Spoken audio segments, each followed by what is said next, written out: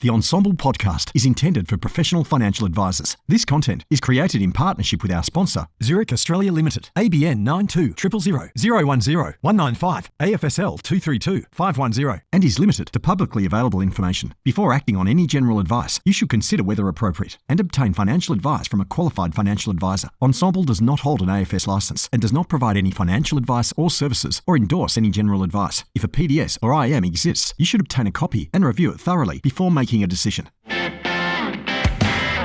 Welcome to the Life Insurance Podcast for Ensemble. I'm your host, Ben Donald, Managing Director of Life Advice Partners and currently completing a doctorate in life insurance. My goal is simple: improving life insurance outcomes for Australians. This podcast series is all about bringing life insurance back onto the radar for advisors across the country. Each episode features real conversations with the people who live and breathe this work every day, uncovering the lessons, processes, and the stories that help advisors lift confidence, capability, and client outcomes. Whether you write 2 policies a year or 200, this podcast is here to help you deliver better protection, build stronger businesses, and ultimately serve more Australians. Let's jump in. Zurich is proud to be supporting this episode. Experience Zurich and OnePath advisor portals with new and improved digital capabilities and an enhanced range of self-service functionality, helping make your business more efficient, saving you time and removing complexity. It's everything you need in one place. Partner with us today. Hi everyone, today I have a lovely gentleman, Paul Milbourne, mate, and I'm really excited to have you here because as far as I'm concerned, you are living proof that a lot of people are wrong about life insurance at the moment. Mate, it's great to have you on board. Thanks, Ben. It's really fun to be here and equally see you in person again. Yeah, it's been, 2 years? Maybe something like that since we last caught up. Yeah. And had a good chat, and, we've both had some big changes since then. Yes, indeed, mate. But you're the subject matter here, mate. So I really want to dive into this straight away. In the current market, life insurance is viewed as a lot less financially viable than other aspects of financial planning, mate. And as I said earlier, you are living proof that that's not the case because you left a large prestigious firm with, I'm assuming, a relatively healthy salary to start your own life insurance business. That's wow. Good, mate. Hats off to you. How's it going? Mate, I'm 20 or so months in now, Ben. I can't complain at all. Business plan 1, 2, 3, 4, and 5 have drastically changed over the journey. But here we are 20 months later. The phone rings every day. Opportunity abounds, whatever you might well be looking for. So I can't be happier. Yeah, brilliant, mate. And so, all right. So just to unpack that and to unpack the enormity of the decision that you made, mate, can you take me back from where you started in the industry? Yeah, so look, I started out in the AMP grad program, but not Horizons, in a corporate program when AMP was a wonderful organisation and had great L&D. And then went into an accounting firm out in the suburbs. And the best part about that was a really mature accounting firm that had a very immature financial planning function. And my boss, who was a journalist at the time and very much campaigning for how bad commissions were and the banks were. So I'm going over 20 years ago. He promised that he'd teach me all about how to read balance sheets, how businesses talk to each other, and how to give ethical financial advice, as long as I did all of his paperwork, all of his admin, did all of his asset allocations and effectively, write all the advice and do everything else. Yeah. And so that really took me on the path of where I am now. A whole other podcast with my next comment, but like every young man, you should listen to your father. I didn't. Before the GFC, I went overseas to be an international advisor, which, as I learnt, was a commission-only dog-eat-dog, unregulated environment. The best thing that did for me, Ben, was it taught me communication skills and just how important they are in the whole entire process. And sort of to get to the start to the end is I built an Australian financial planning business that was 99% life insurance and 1% wealth management because we were waiting for the SMA to come out next month for 2.5 years. When it was time to come home, I had no connections in Australia. I'd professionally grown up overseas, and so I transferred my very, very, very small, mainly life insurance business into a large mid-tier accounting and spent the next 8 years there. Yeah, wow. All right, so that's a lot more storied, mate, and thank you for sharing that because I didn't know a lot about Okay. a lot of I that. thought you did, sorry. No, that's great. Mate, so then you've gone 8 years and we've got to the stage. So 8 years is when, 2 years ago? 2 years ago, yeah. 24-ish? Yep. We're well into life insurance framework. We're well into, getting beaten up as an industry, basically. Why the change, mate? So really healthy salary, I'm guessing, comfortable job, cruising through life. Why? There's probably two parts to it, Ben. There was in 2016 when I'll be clear, it was a tiny business. I always thought I'd be self-employed again. That was always the plan. Do 5 years in corporate, see what happens, and become self-employed. A thing called COVID changed that substantially. Yeah.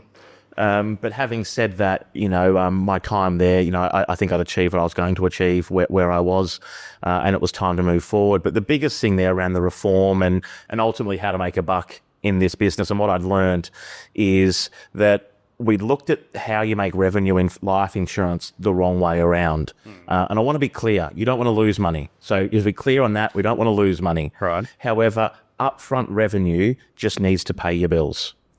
You send the trail or the renewal commission, that goes back to the shareholders. Right. Or that pays for your holiday, whichever way you want to look at it. Yeah. And so my view has always been that if I could have a business where my upfront income pays the costs, then the renewal income will be the profit that we return back to the shareholders. And that's what I've run my business on the last 20 or so months, is that the new business needs to cover the costs. And again, we're a very new business focused firm at the moment. We've done a couple of acquisitions, but it means we don't have a big back book to serve because that brings other dynamics into your business. Yep. But, with that, the reality being there is not that much to do for a brand new client for, 3, 4, 5 years. So you can really build that renewal income up at the end of the day. And 20% renewal is pretty attractive. Yeah. So yes, once upon a time, people used to drive lovely cars on 110, 20, 30% and marketing overrides and overseas holidays. Yep. I get that. But their renewals were, pittance. They had to go out and in reality find new clients every day. We can build sustainable businesses on the back of 20% renewals. And what about the 60%, mate? You said covering bills and whatnot. So covering the bills, it's all, like, yeah, it's working. So 20 months in. Yep. So, we have other things going on in our business, but in terms of the core function of the business, our upfront revenue pays salaries, wages, licensing costs, and the like. The renewal income I deploy elsewhere to help grow the business, so effectively reinvest it. Mate, that's I'm in awe of that. Really, congratulations, mate. That's absolutely brilliant. So a couple of transactions, but mainly starting from scratch. Yeah. I was having a look preparing for this, Ben, and we've acquired 100 clients, if I keep it to client numbers, and we've managed 410 right now. Yeah, wow. So you've put on 310 clients in 20 months. Yeah, that's not all new business. A lot of, Appointment. Letters of appointment. Yeah. But we only work in an ideal client sphere as well. It's an ideal client sphere for us, just to be clear. Yeah. So often we pick up really good business owners, executives, older lives in particular. Yeah. That we need to do a restructure of what they've got, but we don't want to rewrite them or we can't rewrite them, whatever it might well be. And so the revenue or the client numbers, quickly accumulates. Yeah. And again, I'm blown away. So, mate, our industry has got the image where you can't do life insurance anymore, right? Everybody's saying, I'll refer it to a specialist. But you're telling me now, starting from scratch, you kicked off, you're covering your bills, and you've added 310 clients in 20 months. Yeah. That is phenomenal, mate. Congratulations. That's Cheers. brilliant. Where are they coming from? I say all over the place, but it's a well manicured all over the place, I think is the best way of putting it. So we acquired a small portfolio of a private wealth firm, and who deals in our ideal client, and they give us, or they send us usually 1 to 2 referrals a week. I work with around 4 or 5 accounting firms, and again the right kind of accounting firms for us.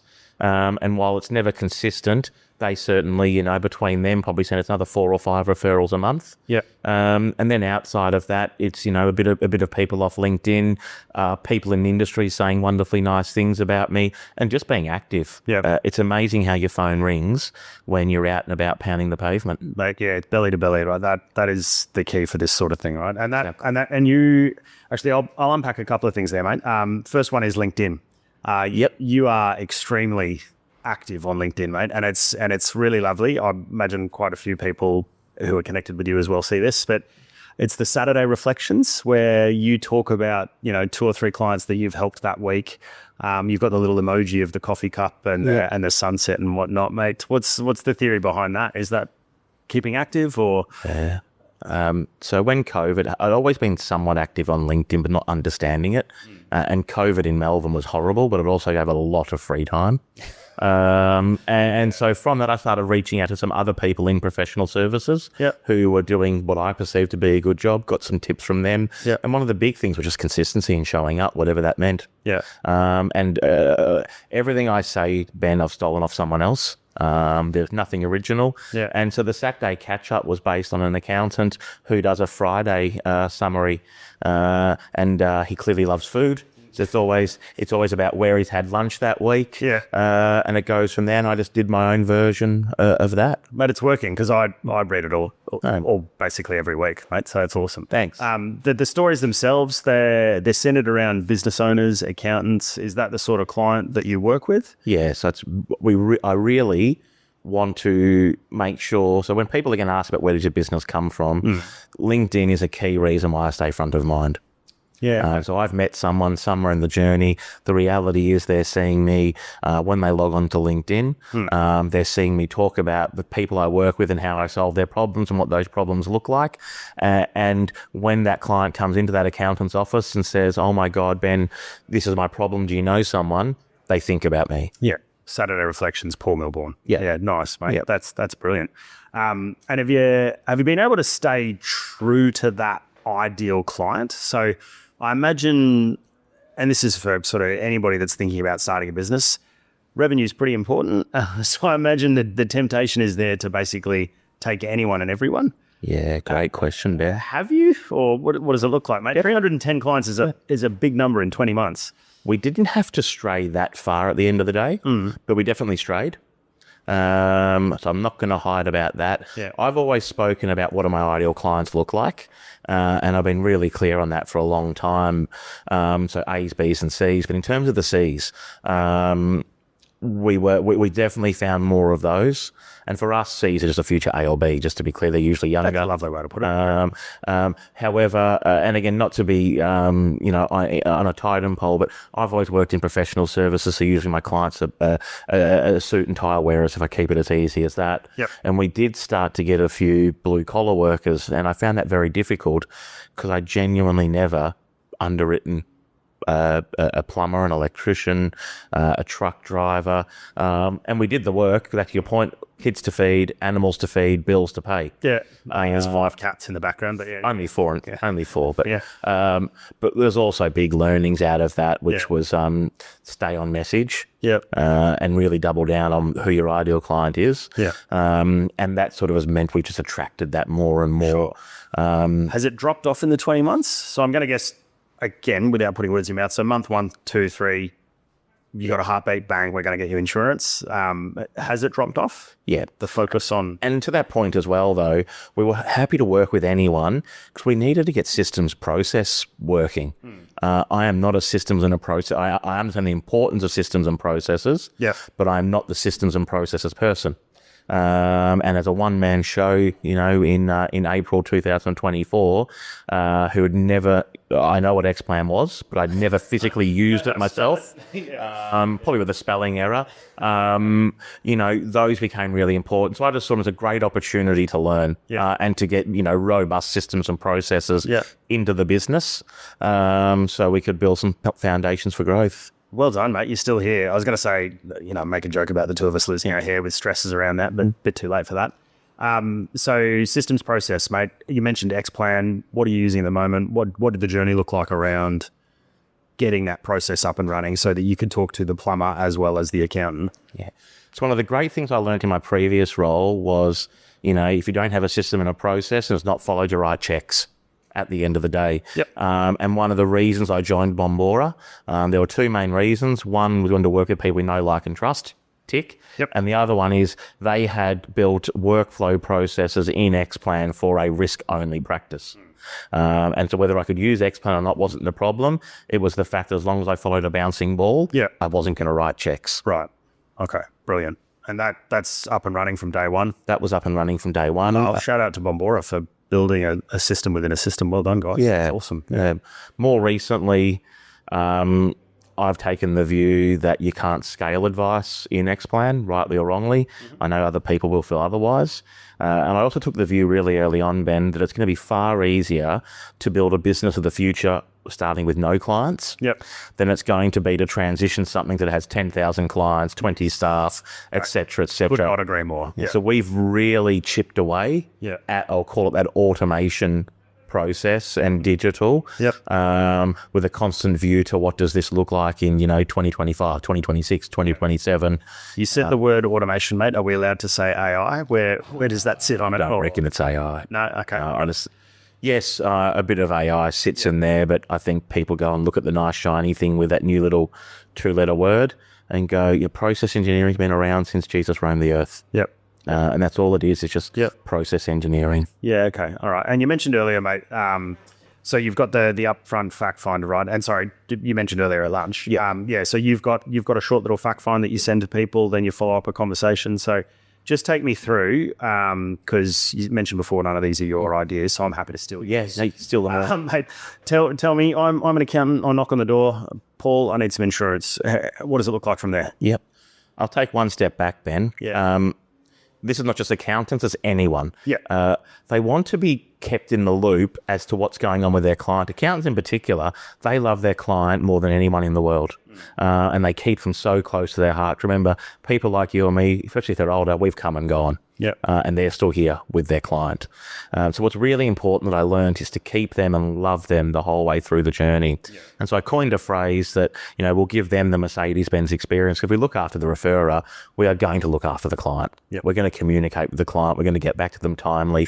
And most importantly, so my rule is, Ben, if you introduce me to someone, the first thing I do is I'll call you. I'll say thank you. I'll probably get your voice message. I'll then contact the client. I'll probably get their voice message. I send the email straight back. You're already feeling good about things. I keep, I had one this morning. I'd already written the email to the accountant on the airplane this morning to press send straight after the meeting. Beautiful. What's really important about that is they intuitively think you're a really good advisor. At some point, you are not going to get someone on risk for whatever reason it might well be. Equally, at some point, you will drop the ball. You'll forget to call someone. You won't. It just happens. But rather than being a bad advisor, it's going to be, they just made a mistake, and the referral will keep on coming. It's the exception to the rule. So, okay, but then, all right, I'm turned from the accountant. I'm now the client, not the plumber, but I'm the C-suite individual or whatever it is. I've been referred by my accountant. What does the process look like for me as a client? So what we do is we tell the client in the most polite possible way that for us to have a really good conversation that's focused on them and what they're looking to achieve and how we can work with them, we need them to spend around 2 to 5 minutes to give us some data up front. And we're not after a full fact find. We want them to spend 2 to 5 minutes because it's far easier them giving us names, date of birth, address, photos or photocopies of the super statements, the insurance statements. And I work on an 80% rule. I'll get 80% of the information 80% of the time. Then also, man, have a great conversation. So my meeting this morning, I got to talk about, the young lady had left the Big Four to go to a big consultancy business, so tell me about that. I see you on the partnership pathway. She automatically thinks I know everything about where she's going because I know she's on the partnership pathway. I know she's on the partnership pathway by what she's told me, by reading between the lines. So we just start to get this great relationship, great rapport up front. And I'm not wasting 20 minutes on the facts. Mate, we can't not mention underwriting. Tell me, what are you doing? So again, I know you're about to drink, sorry. You're right. So pre-assessments, in the experience that I have talking to advisors, that's been a big focus of theirs. You mentioned before about 2 to 5 minutes worth of questions and the basic client data. Where and when and how does the health conversation come into it with the client? Yeah, so probably a quick shout out to Mark Fabris on the work he's done for us recently in that data gathering process. So if we start from as of this morning's meeting and that short fact find, it gives them an ability to tell a bit of their health story. And it's completely up to them. But again, it's not a 20-page questionnaire. It's just tell us a bit about your story. I've been around long enough, Ben, that I've become a pretty good field underwriter. And I bring that into the conversation. And I also know what's important and what's not most of the time. So I don't necessarily find it a problem personally. But I understand if this is, but I have these conversations daily and over 20 years now. So I'd understand if you're a holistic advisor or you're just starting out, how much of a bane of existence this can be. But I really feel we push too much, I'll call it fact, onto the client rather than having a conversation with them and drawing out, what's really going on, why it's going on. There are always a surprise. I always think of the guy that said to me one day, my cardiologist didn't tell me that.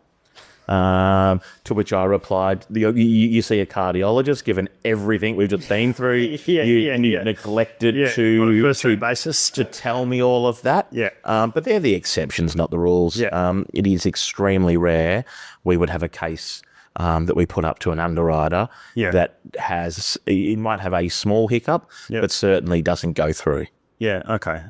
So your pre-assessment's done based on the 20 years worth of experience effectively. And but if I sort of go a bit deeper on that, understanding the obvious stuff. The one thing I think we do really well is understand what the big rocks are, getting medical files up front. So we get releases. I work with SG Health a lot now and get them to go and get the medical file up front. The client understands, they sign it off. Some of the insurance companies don't like getting an 800-page PMAR without an application. I understand that. They equally don't want to play the game. They don't get the business. That's fine. But it allows us to really understand and work through, well, can we insure this person or not? What are we dealing with? That's not on every case. No. But certainly when, things uncover or when you're working on larger cases where PMARs are required, I'd rather know what's in that medical file before I do an application and deal with it then than get my surprise. Mate, you talked about fewer clients, deeper conversations, and that's sort of resonating in some of the conversation that we've had so far. Can you explain that a little bit more to me?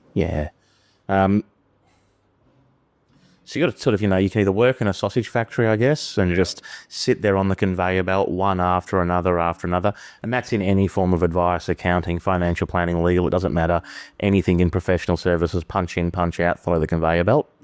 I sort of had a Jerry Maguire moment, for want of a better word, not the show me the money part, but when he writes his little manifesto. I was just thinking about the fish. Sorry, mate. That's it. And it's, who do I enjoy working with? Why do I enjoy working with them? The energy they give, the energy I get from them. I know that's a bit woo-woo. It's not meant that way. But, you have a choice of who you work with at the end of the day. And I want to work with the people I enjoy I work with and that I can add the most value to. There's only so much we can talk about when it comes to life insurance at the end of the day. But kidding, mate? This is the most exciting topic there is. Well, you're getting to the next part there, but there's everything else you learn about these people. So, if I keep this really, really simple, Ben, you've got a wife and some young kids. If you've seen me, they're going to be financially secure if you unfortunately pass away. But what's the point of your wife getting millions of dollars to look after her and the kids and pay the mortgage off? And I put it like an oil spill, right? So we've drilled for oil. We've now found it. The life policy's paid out. But without a proper estate plan, this is just oil going everywhere at the end of the day. It's just simple things like that. A better conversation in that example gets you off to the lawyer, gets you a decent estate plan with testamentary trusts properly planned out that mean your wife is going to be the owner of the income, not the revenue. You get where I'm going with this. So it's just deeper conversations that are adding real value. And I think that makes you really referable as well. So here you go, spot challenge, mate. If you had to guess off the top of your head the percentage of clients of yours that have a beneficiary nomination on the policy, what do you reckon that would sit at? Most of them would have their estate nominated. Perfect. Well, So I've looked at portfolios, and I'm sure you have as well, where that sort of sits less than 10%, and it seems like something really easy to fix that strengthens a client relationship. I'd imagine 70 or so percent, but I haven't got the data on it. Yeah. You made 70%. No, that's good. All right, we'll check in a week again just to make sure that that's accurate or something, mate, and we'll get it to 100. And for anybody else that's thinking about ways to add value, that's a good quick win, right? Get that beneficiary nomination up. Mate, so in terms of estate planning lawyers, is that part of the circle of referral partners that you've got, or is it somebody that you're sending it one way? What does that look like? I pretty much work with a couple of estate planning lawyers. Yep. And it's work one way most of the time. Lawyers are really bad referrers, Ben. If you know anyone that's getting lots of referrals off lawyers, I'd love to meet them and understand how they've cracked that chestnut. Yeah. But for me, it's always been around, I don't want to work with someone that's an order taker. I want them, and lawyers traditionally take instructions, don't give advice. I understand that. So I work with a lovely gentleman who only does wills now, and I think he's 79 years old, and he's just got the best tableside manner, Ben. What's his name? Just maybe Tony Kelly. Yeah. There you go, Tony. If you're listening, Paul's a big fan. Yeah, I'm pretty sure he knows it. Yeah. But he looks after me as well. Yeah. And just gives sensible advice to clients. Yeah. Factual, tells them the truth. Yeah. And pulls them into line. Yeah. Okay. So you've got the cohort of professionals around you that help you with your client relationships. Yeah. Mate, okay, so 20 months in, and again, I can't get past this 310 clients, mate, in 20 months. It's brilliant. What are the mistakes that you've made? What are the lessons that you think that you've learned that you'd be happy to impart on me and anybody else listening? We spoke about the big one earlier, just how bad we are at admin. So that was so kryptonite. Yeah. Well, yeah. So I thought that, doing my own admin would be easy because it's easy, right? Yeah. So as a sidestep, I'd always said that the administrators are the most important people in our businesses because it's data in, data out. And if I get bad data in, I give bad advice. I can't feed my kids. Yeah. So they're actually the most important people in our businesses. But yes, I got to learn that, I hadn't actually done, my own dirty work for about 15 years at the end of the day. I'd largely missed that, I'll call it digital revolution of CRMs, like an X-Plan, et cetera, and had, successfully avoided having to use myself rather than the support staff using those relevant tools. And so it was just going back to ground zero and, quite simply, how does X-Plan work as an example? Yeah. How do you use X tools? Yeah. How do you actually get the simple things like research? I've read research a billion times. Yeah. But I've never had to do it myself. Yeah, right. Is that where hooking up with a group like Bombora sort of allowed you to accelerate those learnings? Yeah. Yeah. And just leaning on people that had been there, done that, or had staff to do it. Yeah. But it was certainly admin was the big one. Just how slow turnaround times are. And that's not trying to poo-poo our insurance companies because I understand. I believe the phrase is, your call is important to us. We'll be with you in a moment. Yeah. Well, look, there's one that's just sold recently where profit's up 60%. So fantastic for shareholders. Yeah. Reading between the lines there. Yeah. Mate, are there any groups that helped you out? So you started out on your own, right? You've hooked up with Milbourne, so good systems process and the rest of it. You've got, I'm assuming, a couple of good referral partners. You spend a bit of time with them. What about community? Yeah. Are there any groups that you hang out with where you get referrals or other peers? So so I'm part of a business peer-to-peer advisory group called Coraggio. Yeah. But the important thing that it's not a networking group. It is a it's for business owners. Yeah. As a business owner, I get substantial out of it. Yeah. Then the other part is I get to be in a room full of my ideal clients and get to talk to what my problems are and get feedback from them. Yeah. And there's 900 or so members in that. So that's one area. Yeah. On where there's, an indirect benefit, so to speak. I'm not in any professional networking groups or anything like that. A lot of it is repetition of time at the end of the day, Ben, just like you've been around long enough now. I've got a bit of a brand name. So long as I pound the pavement, the phone shall ring. Yep. And I'm a really big believer in pressing the flesh and getting out and about and making it happen. So who would have thought hard work pays off? Exactly right. So I look at the people. Now, there are some guys with some really good businesses via your digital means, and I get the 1%, and they've got great businesses that way. But for the other 99% who aren't are sitting there worried about where their next meal's coming from, it is just as easy right now as get out of your house and go and talk to people. There's, in reality, less than 10,000 financial planners, 150 riskies. Australians are screaming out for what we do. On the life insurance front, the banks don't exist anymore. The big instos are consolidating. There are, hundreds of thousands of unadvised clients. And they want a relationship with someone. I guess, mate, that sort of goes back to why you went out on your own 20 minutes ago or thereabouts. Yeah. Mate, again, circling sort of back to the LinkedIn and then also talking about the groups, mate, can't help but notice that you're a part of MDRT as well. Yeah. Yeah. Tell me about MDRT and what you get out of that group. Yeah. So I think the best way I can describe it, Ben, is MDRT has an amazing way of giving you exactly what you're looking for when you need it. Yep. Whatever that might well be. That can be from a client services person looking for an advisor one day to a 50 years experienced advisor that just, is looking for the next aha moment. Yeah. So what I get out of it, I guess, when I came back to Australia in 2016, I was employed to take over from one of the veterans of our industry who'd, built it in the 70s and 80s at the very pointy end of town. And he'd sort of told me from day one is you need to get to America and surround yourself with the absolute biggest and the best. Yeah. And I didn't get it. And I had several sliding doors moments in 2022, and I was at the ICC in Sydney and the banners were everywhere, and I thought, stuff it, I'll just go to the global conference. Yeah. And you talk about giving you the right message at the right time. There was a Welsh guy who did a 4-minute talk, and it was 2 minutes, 21 seconds in. He spoke exactly to me, to my heart, and where I was at that moment. Yeah. And what he said was, and what you will do when you're at this stage is you will actively review the top 20% of your clients every 3 months. And this is what you will say. I went back and did that and added, about $500,000 of WIP to my pipeline in 4 weeks. Didn't execute, that's a different story. Yeah. But it was him saying that. I walked out of the ICC saying, I'm going to resign. I'm going to go out by myself because it actually isn't that hard. Yeah. And then to that point, it's a network of people. Our job is a really lonely job. Really lonely. And it's really easy to get caught in all the negativity of whatever the hell's going on.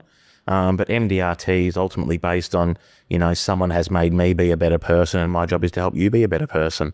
And what better place to be surrounded by people who just want you to be better. Yeah. Whatever that means. Yeah. Not just in advice. Yeah, it's interesting looking at it from an international lens, right? Because the Australian, culture, sort of the tall poppy syndrome, where somebody's successful, we might roll our eyes at them. Yeah. Whereas in places like America, it seems to be a lot more celebrated. Exactly. It's, you're really good at this. How can I become really good at this? And then they're sharing those ideas. I was thinking about the annual meeting in Miami last year. So unfortunately, because Mr. Trump wouldn't let a lot of people in, there was only about 7,000 people rather than 20,000. Yeah.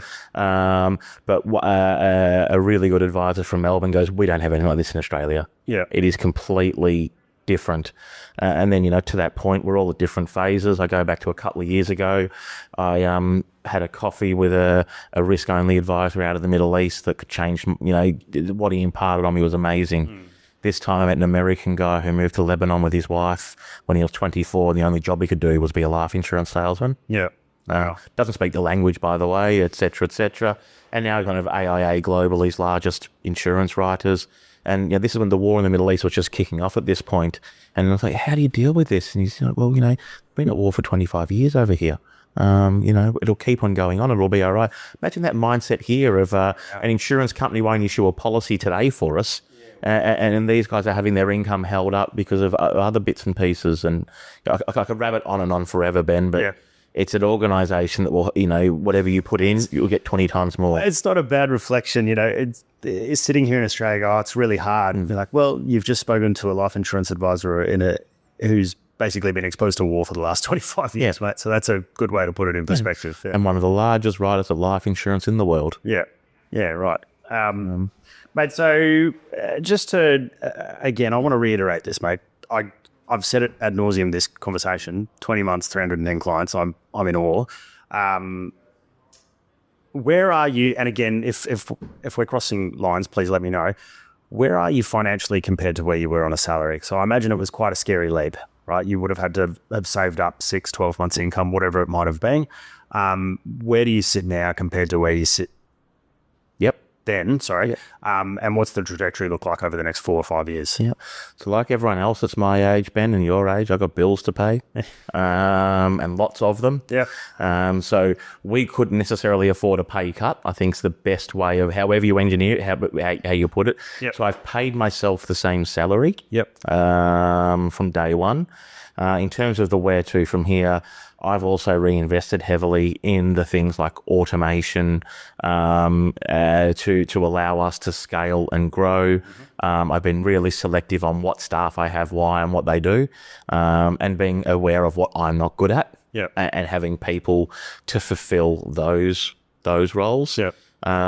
We sort of see next year as being where the dam all tips the other way, if that makes sense, and that there's profit to come out of that business to actually go, I'm a business owner and get paid for being a business owner. Yeah, lovely. But I didn't take a pay cut, if that answers the question. Okay. But equally, if the business doesn't make enough money, You then eventually, I have to take a pay cut. Yeah. But we're heavily invested in building, I hate these corporate words, but building the platform, for want of a better word, to allow us to grow, to take on more advisors, to have those advisors have wonderful, deep, emotional conversations with clients. Yep. There's a great saying, Ben, I'm going to get this wrong, but, there's no logic in emotion. And in what we do, the dollars are in the emotion at the end of the day. And sort of what I mean by that, just being really simple, is it's a factual conversation to say, Ben, you've got 6 weeks of sick leave, therefore you need a 60-day income protection plan. That's all fact. 70% of your income. It's a very different outcome, Ben, that if I ask you that if your income stopped today, how long would you be comfortable without an income coming into your family? Because then you're going to tell me what the pain point is. Yeah. And it's a very different hook that you have to that income protection policy at its really simple level. Yeah. So we want to have advisors that can have really emotionally led conversations, because the facts will always be the facts. Yeah. We don't want to have poorly trained clients that are just getting rebroked every 2 years at the end of the day. Yeah. And I fear that we're building businesses now that are effectively that. Everything's fact.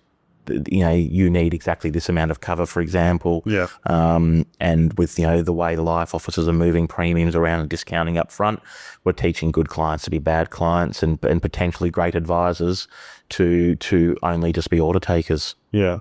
Mate, it's, really, really strong observation, that the structure of the policies and the products at the moment, it's the wrong word to use, but it encourages churn. Yeah. Like it's a sad reflection of where we are as an industry. Mate, so again, well done for going out on your own. Mate, so what are you looking for? So if you tip over the hill in 12 months or whatever it may be, and you look to expand, what does that look like? So you want to bring on advisors, you want to bring on support staff, are you looking to buy more books? What does growth look like for Milbourne Insurance Solutions? Column A, B, C, D, and E. Yeah. With a bit of a difference. Yeah. So I guess to that point, I had my first advisor join me a couple of months ago. I guess the strong suit for us as a business is our referral network, and our referral network that's growing and the kind of clients they refer to us. Yep. At the end of the day, I'm one person with only 24 hours in a day. Yep. So, we want to keep on growing out that referral network and bring in great advisors who don't want to do admin. Yep. Who just want to sit in front of really good clients and give them good, strong, robust advice that will protect them and their family. Yeah. So we're looking to build our referral networks, first of all, with the kind of firms that deal with, business owners that have complex problems, private clients, C-suite executives. We're not for everyone, and that's fine. The acquisition front, similar, Ben. We're not built like some of our former employers where we can just simply swallow anything and everything and put them into the factory. industry. Yep. So we are actively acquiring. We've done a couple. We'll hopefully do a couple more over the next 6 or so months. But again, they would be coming out of those private client style of businesses, rather than, the volume side of things. Yeah. I'd love to have 2 advisors join in the second half of the year, and to keep on growing out with partnerships and to keep on doing good work with people that you want to go to work with. You don't want to be looking at your phone going, oh God, it's him calling again. And I tell my staff the same thing.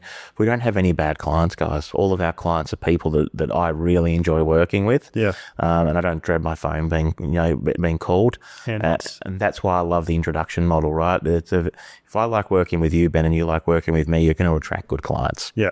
Yeah. Which means you're going to introduce me to good clients. Yeah. Okay. Yeah. Mate, just out of nowhere, sorry, just wanted to ask the question. Claims? Had any yet? Or This could be a whole other podcast, Ben. we'll keep it to 30 seconds or less. Yeah, look, so we're a brand new business, so claims weren't really going to be a problem for us. Yeah. My partner, Terry, as I said, so Terry turned 80 the other week, and has not been advising for a couple of years. Just quickly, happy birthday, Terry. Yes, yeah.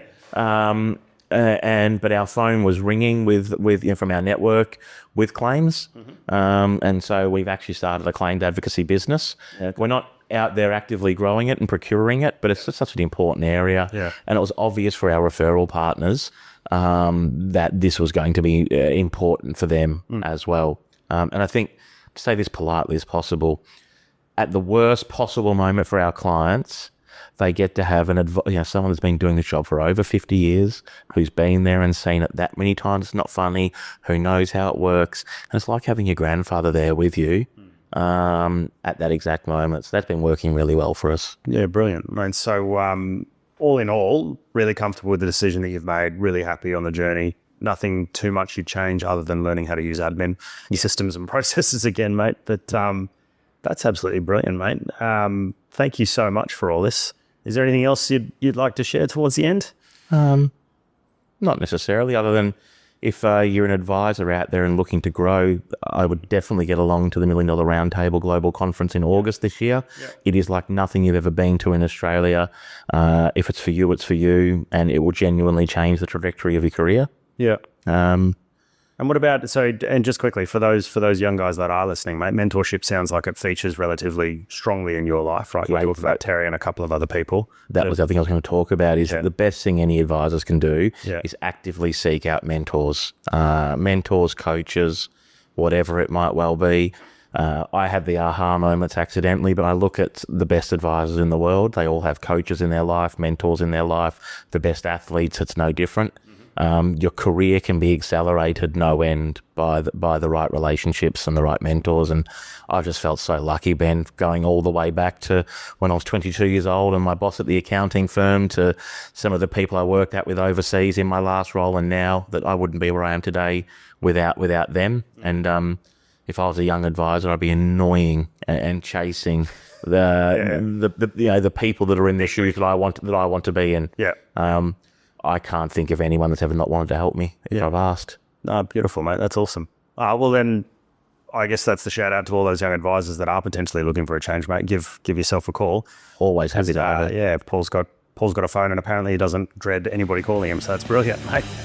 Cheers heaps for coming on, mate. It's been a real pleasure. Thank you. Thanks, Ben. Cheers.